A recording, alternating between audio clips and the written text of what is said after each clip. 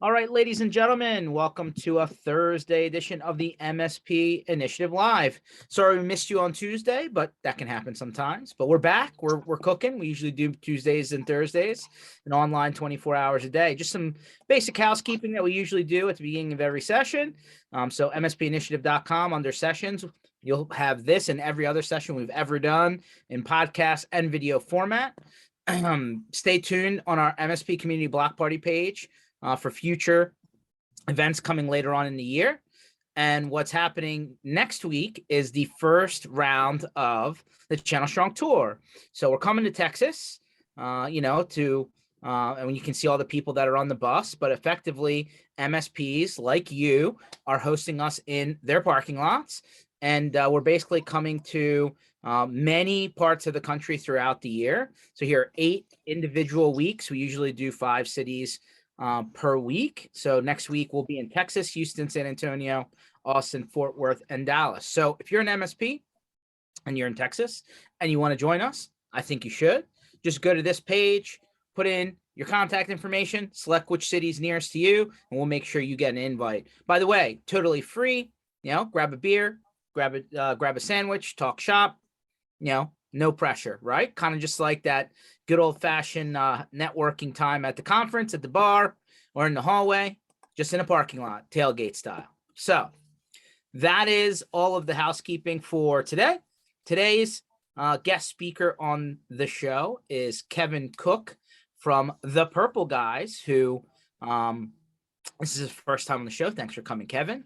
Why don't you give us a little bit of your background, Kevin? How did you get into the IT industry and, kind of give us a walk down memory lane a little bit? Yeah. Thanks for having me today, George. And we're excited to be hosting in our parking lot next week in Austin, Texas here. So that's exciting. And thank you for helping us, by the way. That's, we can't do it without people like you. And ultimately that's part of the fun part about it, right? We get to bring your team out for a little bit and we get to see other MSPs in the area. And, it's been a long time since I thought that there is a castle mentality, Kevin, but I think that there's a lot of business out there for everyone. And, the whole community grows, as a whole, if we all collaborate somewhere. So.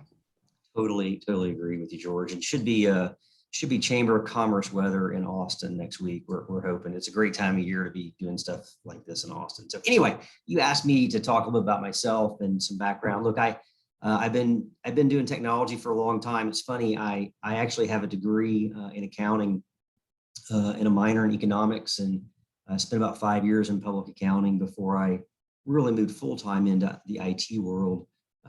But I really got my start with that the CPA firm that I went to work with out of school. This is a long time ago, right? So they had an IBM System 36. For those of you that have been, in this industry long enough to know what one of those looked like. They used to have people that were called night operators who would come in and basically babysit those things at night. Change it, you're answering prompts all night and swapping out forms on the gigantic printer that was the size of the refrigerator and all that. And that was my job, one of my jobs that I had when I was in college, because I could sit up there at night and study, do whatever, and kind of babysit that old mini computer. So it's really kind of how I got my start. And then, spent like 5 years, like I said, in public accounting. And it was interesting. I gained the trust of the partners in that firm pretty quickly. And they asked me to build an IT consulting practice inside the firm.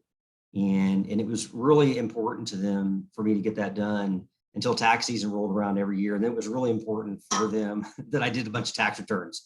And so I was trying to figure out what's my path. I've got to get full-time focus. And I really, really enjoyed the technology side of the business.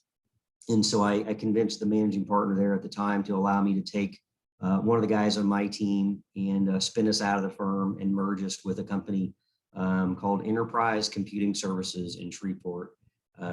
We did that way back in July 1st, 1997 was the effective date of the mega merger of 1997, as I like to call it. We had a grand total of 6 people. I was going to say that was before the whole .com bust, right? I mean, you were right in the middle of it. We thought we were really high tech. We all got Palm Pilots.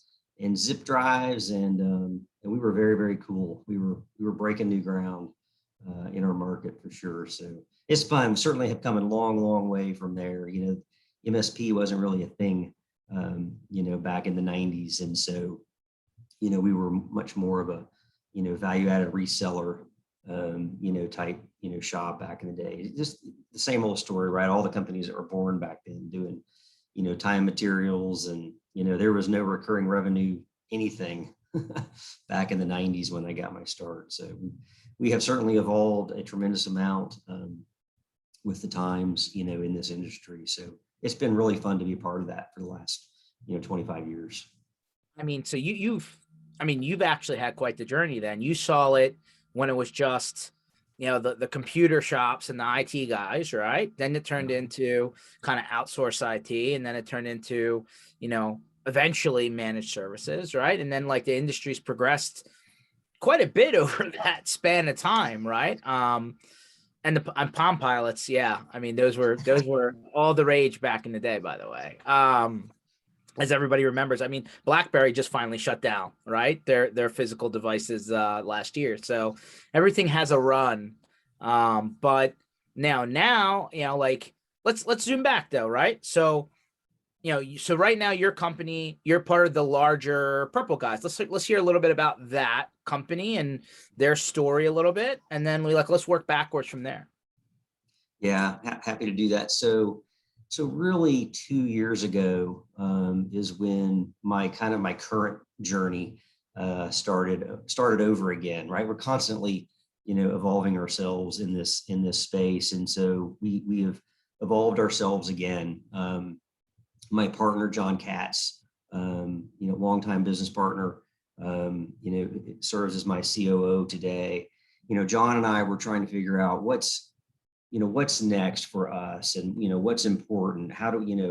What does this company look like into the future? And that's a future that at some point in time is not going to include me or John, right? Hopefully, these things all do have a run, right? And a life to them. But part of my goal here is to allow now the Purple Guys to perpetuate into the future, right? For our clients and for our people. And so that's a huge part of why I'm doing what I'm doing, trying to build this organization. So, so literally 2 years ago, 2 years and almost 2 months now, time gets by in a hurry.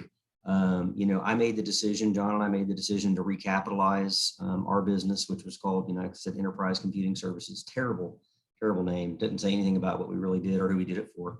And so we recapitalized the business with a private equity firm, Key Capital, out of Charlotte, and went about, the acquisition trail. And so we've done a number of acquisitions in the last 2 years. New Orleans, 2 in Kansas City. I'm actually in our Austin office today. I've been here for a couple of days, spending some time with the team here in Austin, and so Austin and in Dallas. And it has been an incredible amount of work the last 2 years. Doing acquisitions. Actually, doing acquisitions is not that hard. It's the integration piece that is anybody can buy companies, right? As long as you've got the financial resources to get that done. It's buying the right companies and then integrating them, on the right timeline. It's as we have learned, we knew this, but we've really, really learned it some more last couple of years. It really is all about the people. Tools and systems, that's the easy stuff. We do that all day, every day, for our clients. And so doing all that kind of stuff is easy. It's integrating the people and getting that part right. It is the biggest challenge. It's also the most rewarding, I think, when you're successful at it. It's very rewarding. So that's kind of the current journey we're on. We're continuing to do additional acquisitions as we kind of build out, our footprint, which is largely in the middle of the country today. If you think about, the spots I was talking about. So we'll continue to do that and to build some density where we are. So this whole, I mean, everybody's hearing, like, a lot of the reason why people hear about this whole venture capital and private equity, and just today, both, Joe P over at Channel EDE and CRN said, hey, Datto might be for sale. right? They may put the for sale sign up. And like that's usually where people in the MSP IT services seat, chair, team, wherever you want to call it, that's where they hear about this stuff. But we're seeing a lot of this style roll up, if you would, where a private equity company takes, somebody like, you, right? And like kind of makes you like the face of, a larger MSP style, organization. And I just, I think a lot of people, there's really like, in my opinion, having, been around and talked to people for a long time, there's kind of three style of people, in my opinion. There's somebody who started their company mid 2010s, right? They never went through the stuff in the early 2000s and crossing 2008 into the 2010s, right? They kind of started late in the game from our perspective, me and you here. They don't have a lot of expenses. There's not a lot of assets. Everything's cloud SaaS based, and it's really just people, right? And reoccurring revenue. Like they understood that story very early, very clearly from the beginning. Then there's people who, are on your side, right? Late 90s, early 2000s, right?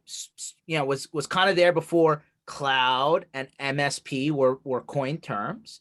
I would even argue MSSP is a coined term too, but that comes later, right? So before cloud and MSP were coined terms in like the mid to late 2000s, those guys, right, started companies, were doing project work and IT services and time and material, blocked hours, stuff like that. And then you got guys in between, right? And like who fits in that bucket, in my opinion? Maybe they were working for an MSP, they broke out and start their own, right? Maybe they were working for somewhere else in the higher, kind of enterprise software space, or they were internal IT somewhere and they kind of said, hey, I want to go off and do something on my own, right? And that happens all the time, no matter what time period you're talking about, right? Those kind of middle guys. You spread all of that out. I don't know if you believe the number, Kevin. Is it 80,000? Is it 100,000? Is it 120,000 MSPs worldwide? I don't know what the real number is. Yeah. But the reality is that there's a lot of people who are servicing I would say sub 500 is probably the right number, but in reality, a lot of these people are sub 100. Okay. And like, the experience of the sub 100 looks completely different of the 100, 250, 350, right? I mean, like, it's completely different delivery model, right? How do you, when you go and you look at the MSPs that you've either acquired or you're talking to, how do you wrap up the fact that there's guys that have been around for a long, long time, right? Customers that have been there for 8 or 10 years, right? And then you have the people that they've signed within the last 5 years. It looks completely different. I mean, there's almost like what's the best way to say it? You almost get hurt by the people that started with you, right? Because when you start looking at the math, that math doesn't look too good because for whatever reason, they never kind of graduated along the way. Mm-hmm. And it's the same thing that the software companies do, Kevin, right? Like there's a lot of grandfather customers that's base revenue. They're afraid to lose it. They kind of just leave it at that grandfathered rate. And then you got new guys over here that are a completely different story. And then at some point, when you go back to talk to these people and raise their rate, you never know. Do they stay? Do they go? You don't know, right? So like, how do you begin to try and make sense of that when you start looking at the right organization? Yeah, that's a great question. There's lots of things that are important to us as we're looking at potential acquisition targets, and cultural fit is a big deal. What's the customer base look like? Is it a customer base that we are comfortable with, that we serve? Like, it has to fit. It has to be industries that we have confidence in our ability to serve. And then what does the client base look like? And and that can be very different. You're the first person who's actually said it in the way that you did right there when you framed it up. It's interesting. We've gotten, in the acquisitions we have done, we try to be pretty targeted, and not try to go buy a bunch of legacy stuff that we're going to have to drag along, right? So when I really think about integration, like the piece of integration that takes the longest, true integration, is when I've got all the clients and all of the acquired companies on the same paper, right? They've got current agreements, that say purple guys on them, and it's not legacy stuff and legacy pricing. And, when you're doing what we are doing, you're going to crack some eggs, George. At You the end of the have to. day, like Have we're in getting comfortable with that is difficult for me personally, but it's just something you have to learn to live with. I got into this business really to help people, to use technology to help business owners make their businesses better. And I have a very hard time. I have a hard time firing clients and walking away from long-term relationships, right? And so our philosophy had always been one of, we'll find a way to make this work. And so look, we're guilty like everybody else is of having some of those grandfathered situations. Try to minimize those as much as we possibly can. And to be honest, we have a big initiative in 2022 to go find all of those and do something with them. Make a conscious effort to address the situation. Don't let it just sit over there, and kind of just do its thing. We're trying to be as focused as we possibly can on building the business the way that we want it built. And if we have to walk away from some revenue in order to really truly create what we're trying to create, then we're prepared to do that this year. And we've not always had that philosophy, to be perfectly honest about it. I think that if we're doing our job the right way, we will be able to get the vast majority of those kind of grandfathered relationships moved into something more current. It's absolutely the right thing for them to do for their business. If I didn't believe that, then I wouldn't be doing what I'm doing, in this industry. You got to believe in what you do. And I firmly believe that when our clients are all on current packages that have, top-notch security built into them, et cetera, et cetera, et cetera, then they're in a much better position, as a business owner. And so that's our mandate this year. There's going to be some that just refuse to come along. It's kind of like when we moved out of the time materials model. It's the same conversation, right? And some of those guys, they just sit down and what they do, right? They all do the same thing. They go, well, I looked at your last 12 months invoices and I'm very happy with what you're doing. And I am paying you less now than what you want me to start to pay you. And getting them to change the way that they think about what it is that we're doing and the proactive nature of managed services and what we're trying to do. It's that same conversation again, that we're having today with legacy technology clients and legacy agreement clients. So it's a challenge to be. Yeah, I mean, it's clearly not a small one, right? No, especially with multiple entities, multiple locations, multiple geographies, right? Because the price point in one metro may look completely different than the other, right? Security. I was at an event here in Philly just the other day. One of the presenters up in the front of the room said, if you didn't raise your per seat price between $20 and $40 per user and do security in the last 24 months, I'm not exactly, your customers aren't secure. And I said, okay. And he's like, so how much risk are you willing to take? And I'm like, okay, no, risk. Security is just lowering risk, right? I mean, that's the real thing that we're talking about, right? So I thought about that. I was like, all right, so if you didn't raise your seat price between $20 and $40 extra, no matter, like, I don't know if you were charging 100 or 200. He said between $20 and $40, no matter what the price is, your customer's not secure. And I said, okay. I was like, I should have asked what percentage of risk do you think that they're in, right? Because that's really the right way to say it. Does that bother you? Do you worry about this risk percentage when it comes to the conversation of security? I worry about it all the time. The threat landscape out there today, that we and our clients are facing, it's daunting. It just is. And it's the kind of thing that, a CEO, business owner will lay awake at night and think about, the next big, breach and, what's coming. One of the things that I struggle with, George, that we struggle with, I think, as MSPs is so we did do that, right? In the last couple of years, it was think back in my timeline, a little more than 2 years ago, we rolled out all new, security focused offerings, and, and the price point did go up, that $20 to $40 a user, that all fits well. Our ability to execute on going to every client and having that conversation, over and over again, because they don't just necessarily the first time you talk to them about it say, oh, sign me up,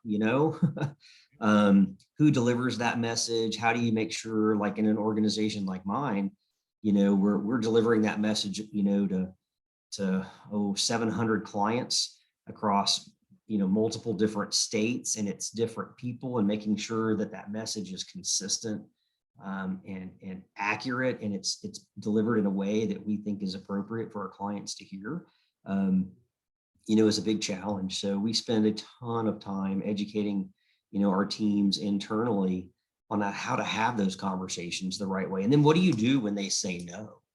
What do you do, Kevin? What is the answer to that? That's, what?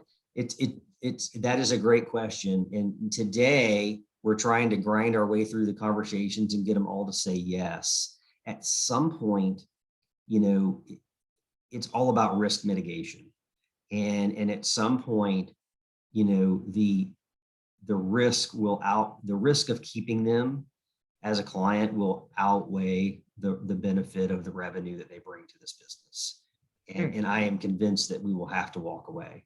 And I think one of the biggest problems we have there, George, is our clients all think we're like, before we roll this stuff out, as you start to go and have these conversations, they're like, I thought you were doing all that already. They all think that we've got it, like we're 7x24, just watching every email that goes in and out, to see if it's a phishing attempt.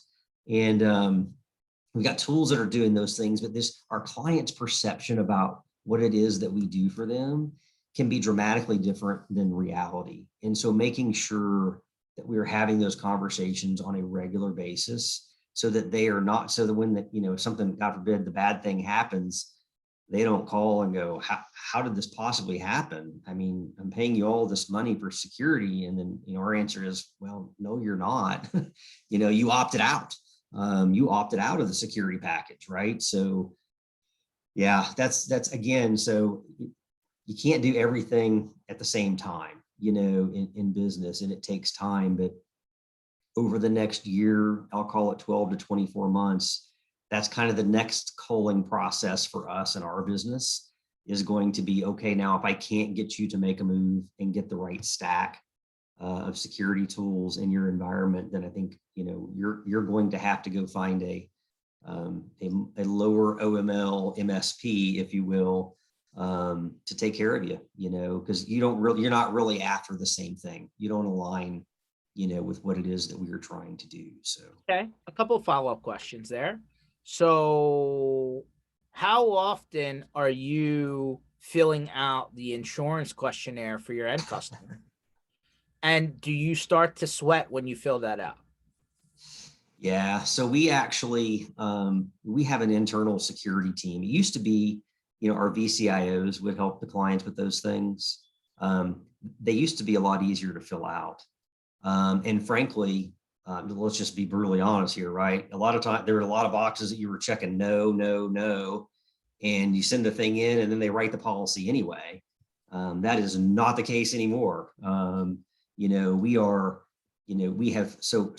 We have taken that responsibility away from our VCIOs, because we wanted to make certain that people who have the technology, the security background that is necessary are doing. We want to closely control how those things are getting answered. We also want to make sure that the client is ultimately answering the questions, and we are just telling them, can you answer yes, can you answer no, guiding them in the right way, and guiding them that if you check yes and the answer is not yes, that is essentially fraud.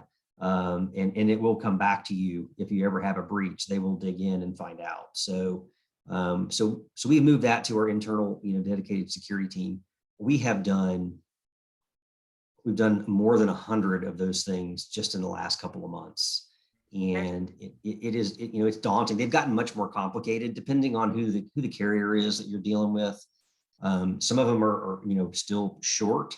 very targeted toward, MFA and things like that. Some are long just to get to the, the underwriting I saw process. recently a 40-page one. And it was for just like not a very sophisticated business, Yeah. but it was a 40-page, and I was just like, why? Where did, like, last year, like, you're like, what was last year's one? 3 pages. What is this year's one? 40 pages.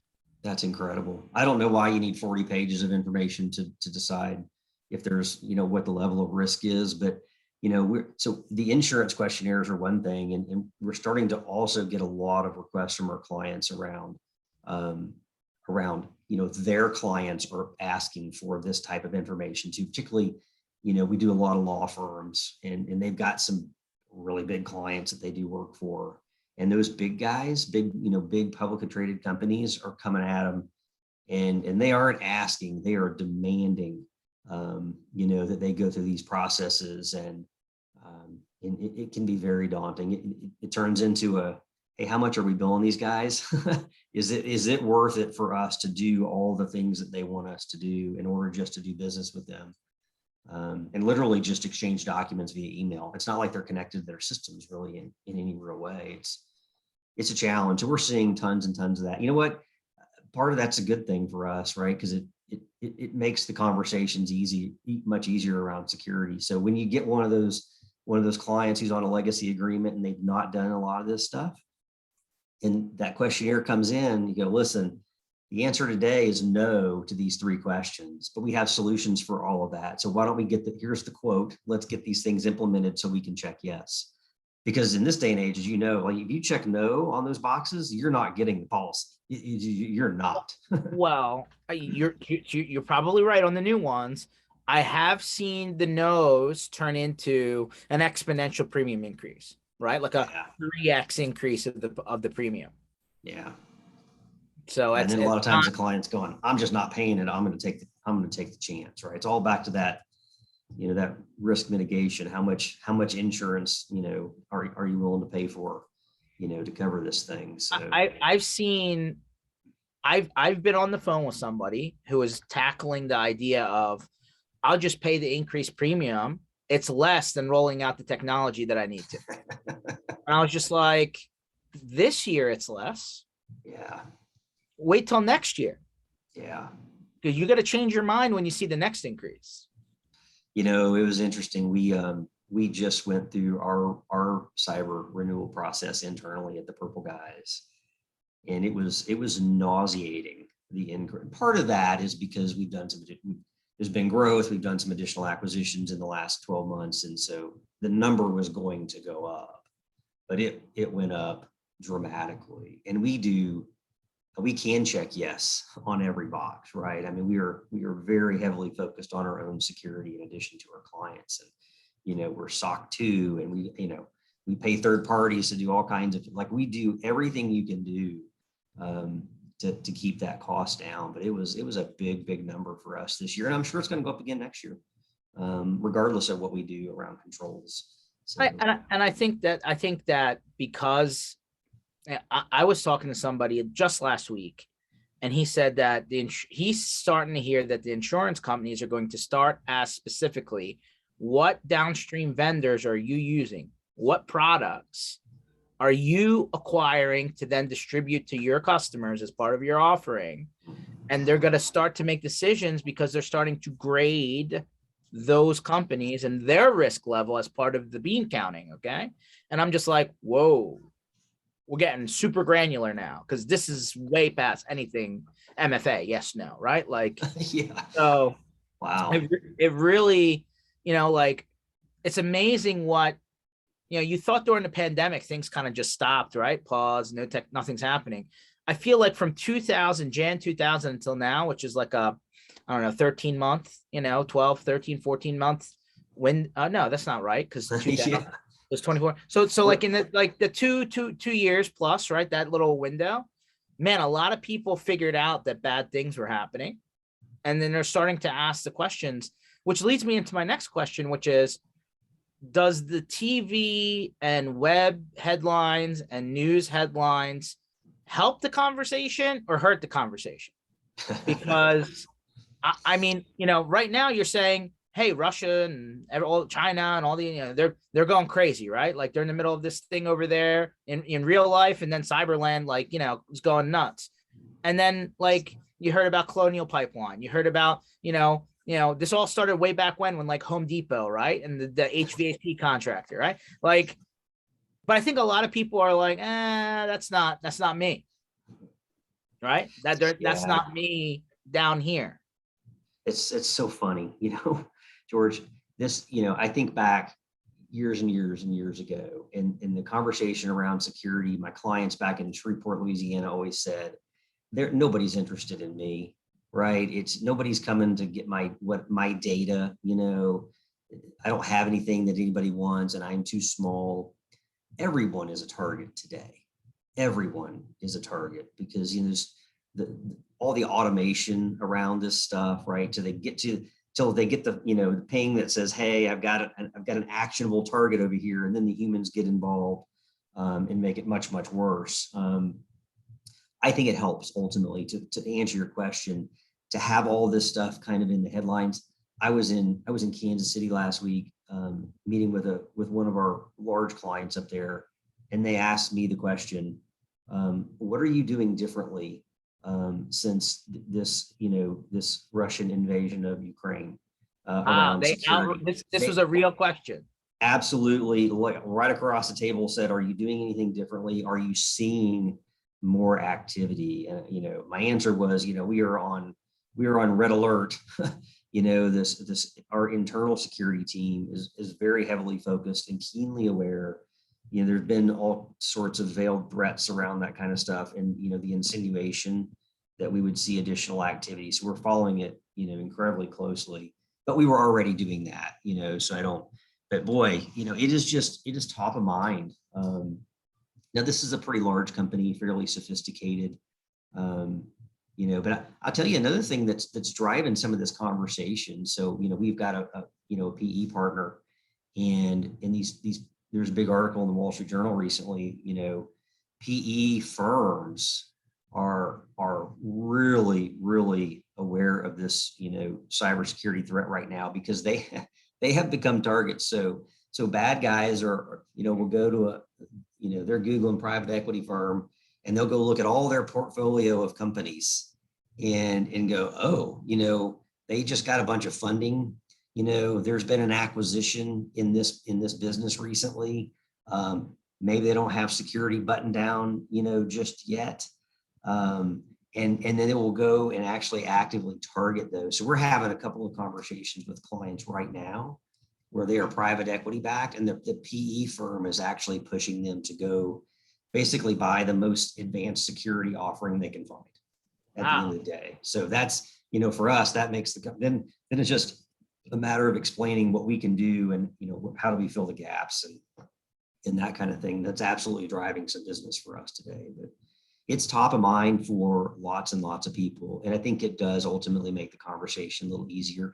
I think that the flip side of that is, all the TV, kind of marketing. If anybody still watches the commercials, if you're watching golf on Sunday afternoon, there's all kinds of cloud, marketing that goes on, that and that to me has always been a detriment, because I think they do a great job of making it sound amazing and free. Like, I think our clients think that the cloud it's just all kind of free, or it costs like $5, right, to put a server up there in Azure or something like that. And so that's the flip side, where the marketing, I think, it hurts us a lot of times. We have to re-educate our clients and prospects on the true cost, especially when they're walking through the airport, right? Yeah.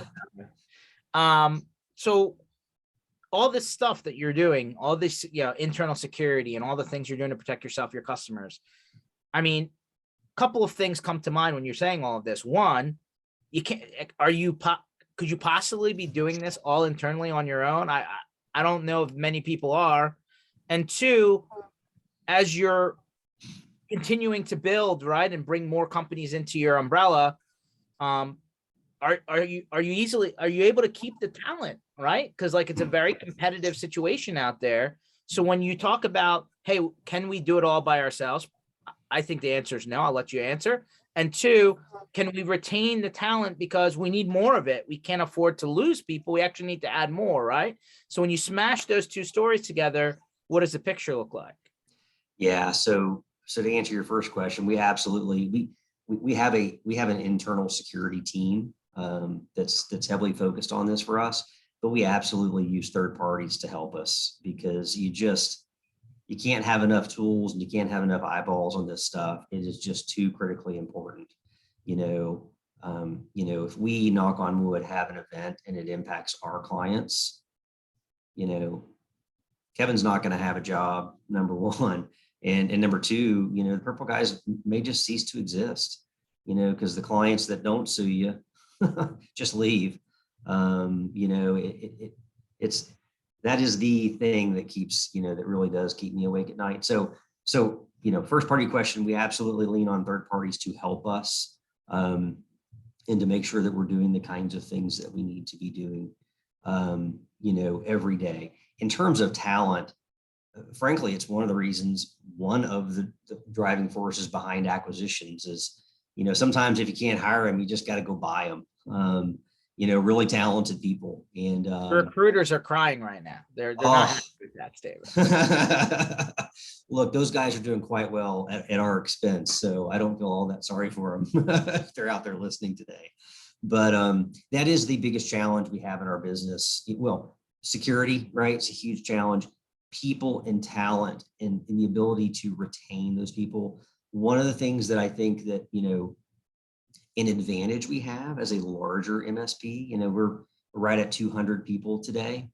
And as you're doing acquisitions and you're growing and you create opportunity, for people. And, so we do career pathing with our people today. Those are things when I was running my, 45 person, MSP, you really couldn't do that in any meaningful way for people because you're waiting for somebody to quit or die, right? For you to get an opportunity to move up in the business. We just weren't growing fast enough to really create that kind of opportunity for more than just maybe a handful of people.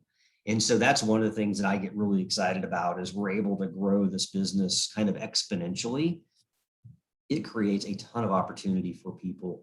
We're big believers in promoting from within and creating opportunity for those people. And so, and I think that it helps us in retention when I can show somebody who's just walked in the door, and is working on the remote team, let's have a conversation about what are your goals and what's the path, if ultimately you want to land in say it's a VCIO spot. Well, how do we get from here to there?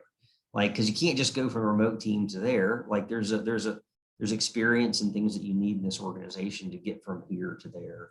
I think that helps us. That being said, there are a lot of security focused firms out there who are just paying ridiculous amounts of money to people. And we have lost some people where, they just came in and said, I love it here, but good Lord, like I'm going to get a $40,000 a year raise to take this job. And I'm frankly, I'm happy for them and wish them all the best. And frankly, they're not qualified, but they're overpaying in a lot of those cases to get them in the door and then teaching them what they need them to know. It's a very challenging environment. We have in our organization, I've got a chief experience officer, and she's focused on two things, right? Employee experience and client experience. And those are wildly different things. Well, but here's the thing. She spends way more of her time on the employee side because we feel like it is just our belief that if you create an amazing employee experience, that's going to translate into an amazing client experience. Right. So the time that she actually has to spend in her role, she does engage directly with our clients on a number of different levels, but she spends, it's probably 80-20 for her today, right? She spends 80% of her time focused internally on our people. And I think if you get that right, you don't have to spend as much dedicated kind of direct time with the clients on the experience piece because you're creating a phenomenal experience for them. Okay, let me dig into that for a second. 5 days ago, I read an article. I think it was linked back to a Wall Street Journal article, but don't quote me on that. I have to go back and look. That said, hey, the Great Resignation, well, 70% of those Great Resignation people regret leaving their past jobs. 70%, not 30, 70%, which tells me, like, what did you think was going to happen on the other side? I'm confused. Like, were you looking for a slide in the office? Did you just not want to leave your back porch? Like, what was the thing?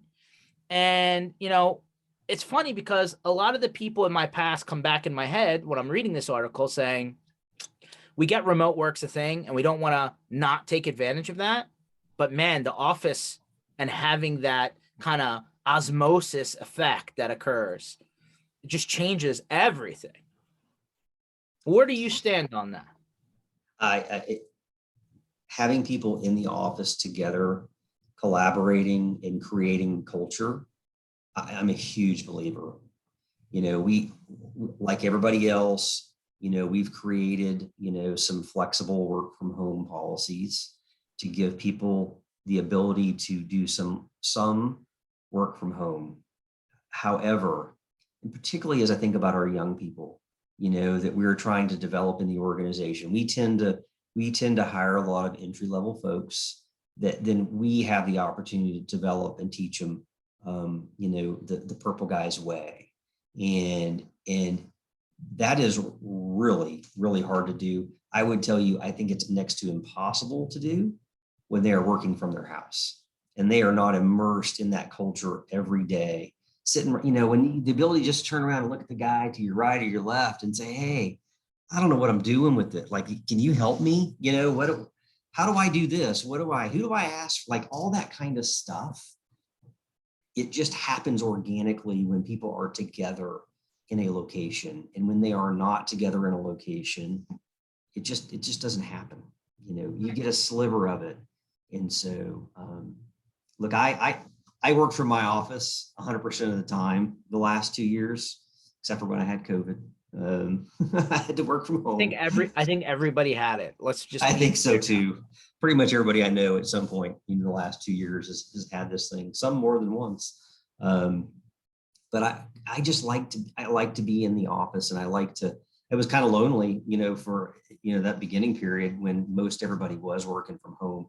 But my team has all been very clear, like the leadership team in my organization, they want their people, that layer of middle management that is responsible for so much of the hard work in our business and leading our people in the right way. Their jobs were exponentially more difficult when their teams are working remotely. Like they have to spend way more time, forcing engagement, right? And where that stuff just happens naturally when you're together, in an office setting. So I know that not everybody agrees with me. I know some MSPs that are going to this, their leases are coming up and they're not renewing them, or they're dramatically downsizing and letting everybody stay at home. And time will tell who's right. I don't know. I just know that we're very convicted in our beliefs around this. And listen, everybody does have a different opinion. That's why I asked the question.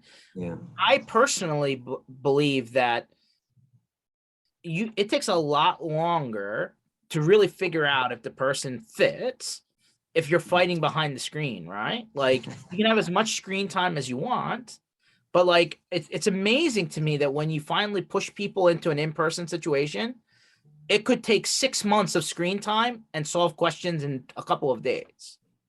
And so like it just changes the whole story.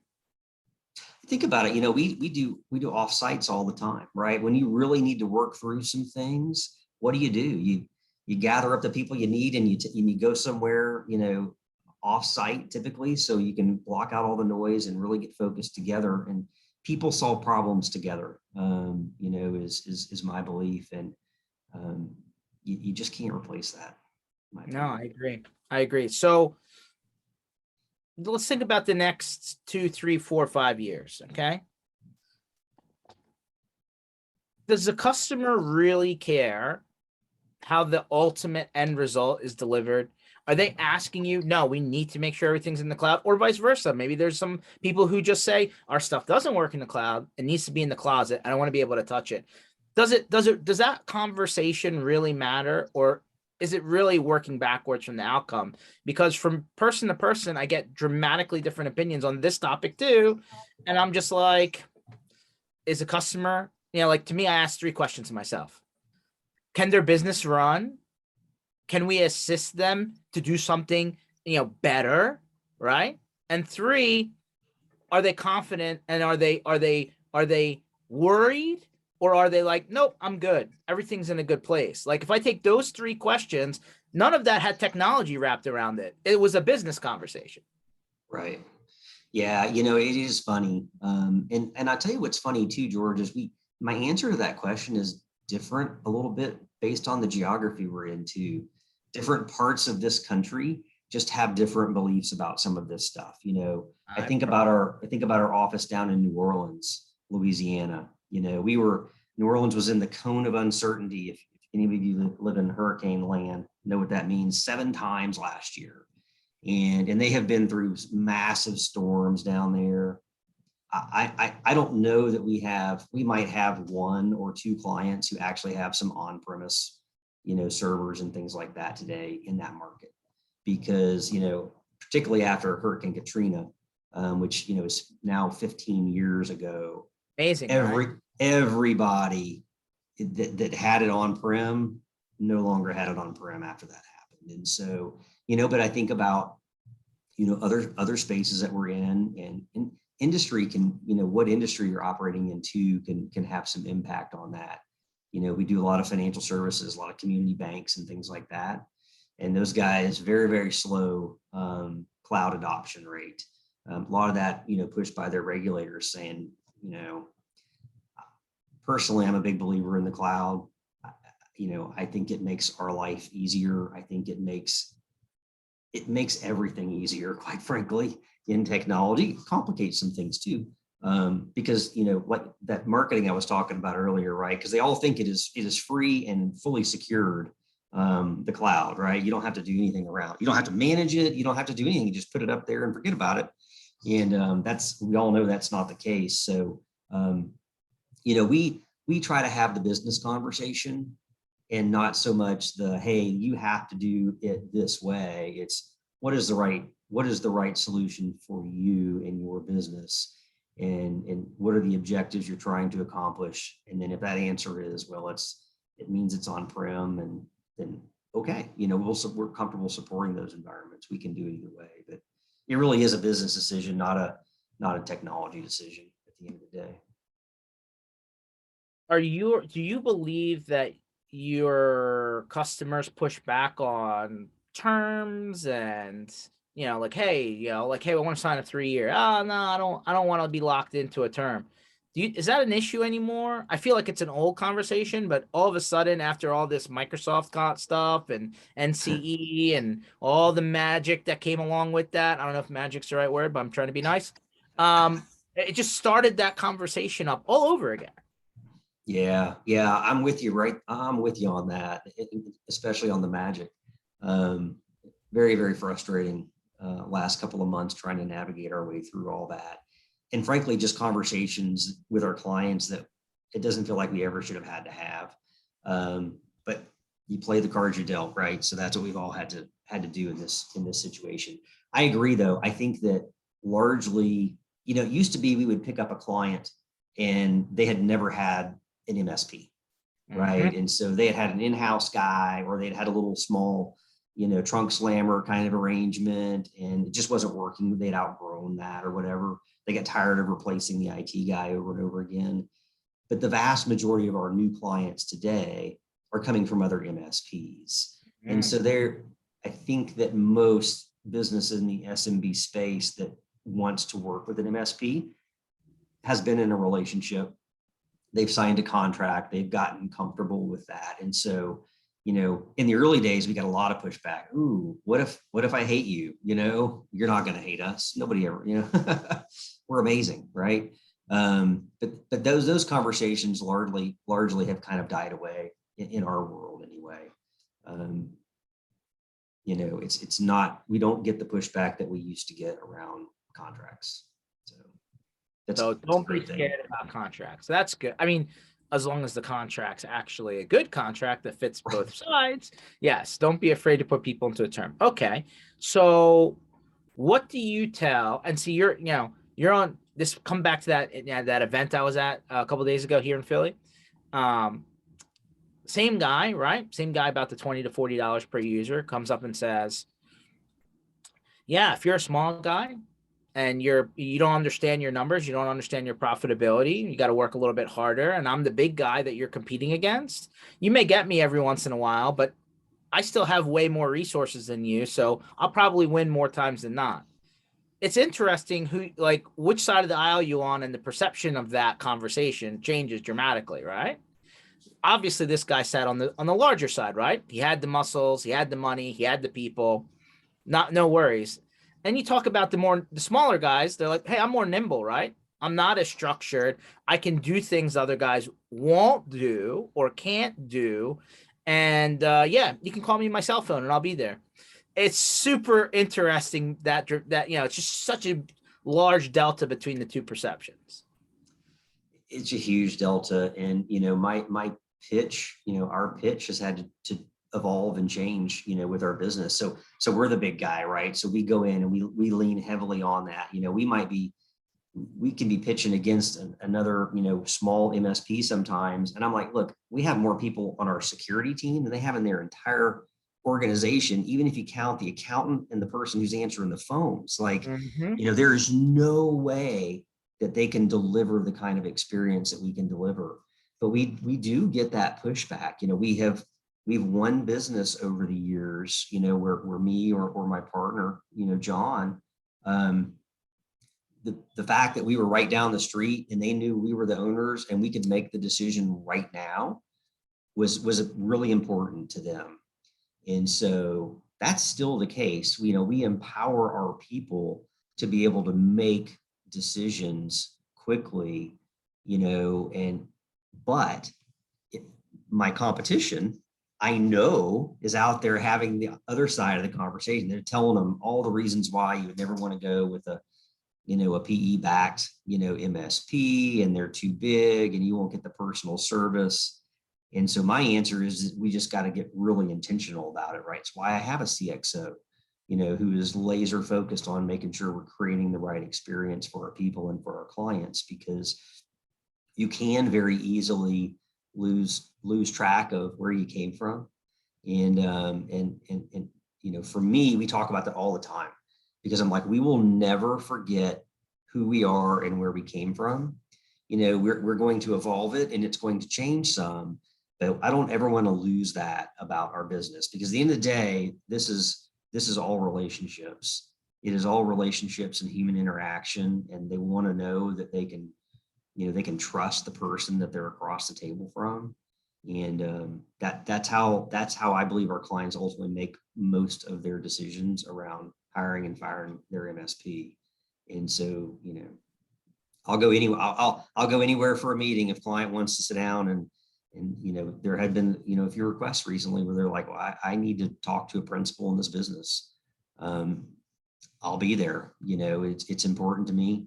And I want to make, and look, I can give them my cell phone number if they want to call and have that conversation. I'll make that time, because like I said, it's important to not forget where you came from. And without our clients, we don't have a business, right? So great position on it, by the way. I love that. And I'm the same way. My people wonder when I don't not answer my phone. I feel like I do at 2 a.m., 3 a.m., 3 p.m. Last thing I'll ask, because we're coming towards the end of this. One of the major knocks on this industry, sub-industry, whatever you want to call it. I call it the MSP sandbox, by the way. That's my term. One of the knocks on the sandbox is there's an imbalance to the work-life balance. There's just a natural imbalance because of the way this business runs. And some MSPs have a 9 to 5. I don't know where they are, but they're out there. They just don't answer the phone after 5, and that's just cool. But largely somewhere through your book of business, there's a company that doesn't work 9 to 5 and they need help outside of those hours. And then there's the natural conversations about, well, we don't have enough people to create shifts. How do you handle on call and time off and vacations? And, I'm sure the larger you get, the less this is a problem, until there's a lot of work to do once you have 700 customers that need the same change, right? Mhm. So like there's always a scale problem somewhere along the way. So this maybe comes back to the CXO, right? How do you make sure that you do as much as you can to prevent the burnout that always comes somewhere? Yeah, it's a great question. I think I could, I told you I spent some time in public accounting before I got into the IT space.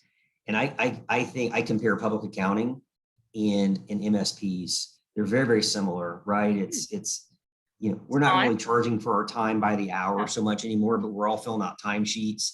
And it's hard. Let's just be honest. It's hard work, right? What we do is hard, and it puts a lot of demands, on us at the top, but also on our people, all the way down to the remote team. Like the pace is just, it's fast and it never seems to stop.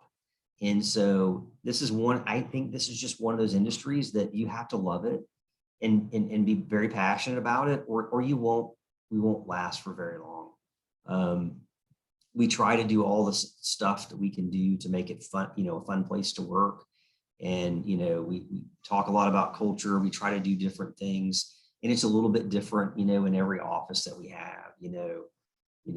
One office has a ping pong table, another office has a keg. Like it's just, that's what that's where they've kind of come from. That's how they like to do it. And so those little things like that we can do, I think, help, build a family type environment, which is what I'm trying to do here.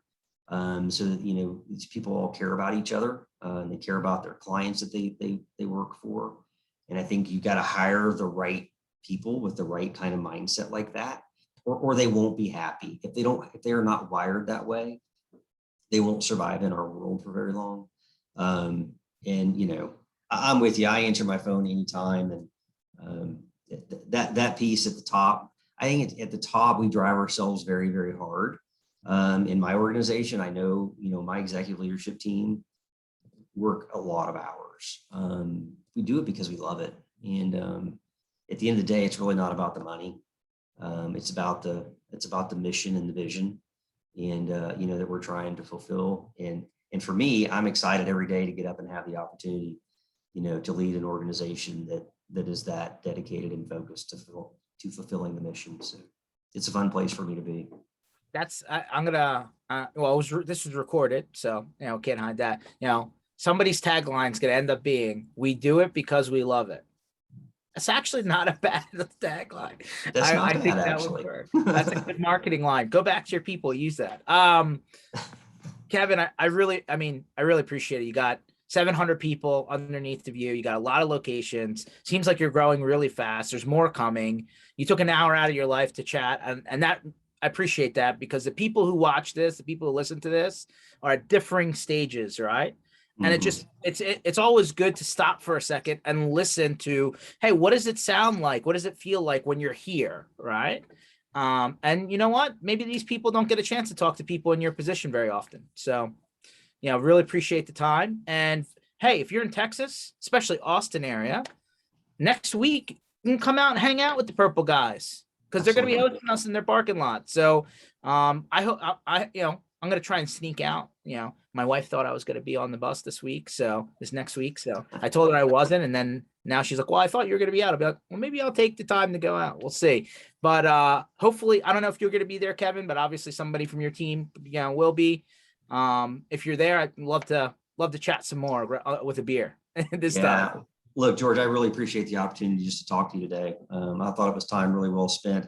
I actually have a speaking engagement next week in Orlando, and so I'm not going to be able to attend the event here in Austin. But That's okay. The rest of the team will be here. It'll be fun. I will catch you another time. Awesome. No worries. But I appreciate the insight. And hey, if you want to figure out what Kevin's team's doing, just curious to see how they're positioning themselves, just Google Purple Guys. And you know what? I bet you if you send Kevin a LinkedIn message, he'll reply. I totally will. He's taking those calls on a cell phone, remember? Thank you very much, Kevin. Guys, this session is going to be posted online shortly. You can go back, fast forward, rewind. And if you're interested in talking more with Kevin, shoot him a message. Otherwise, come back here every Tuesday and Thursday, 1 o'clock Eastern time, or 24 hours a day online at mspinitiative.com. We'll catch you guys later. Thanks, Kevin. Thanks, George. You got it.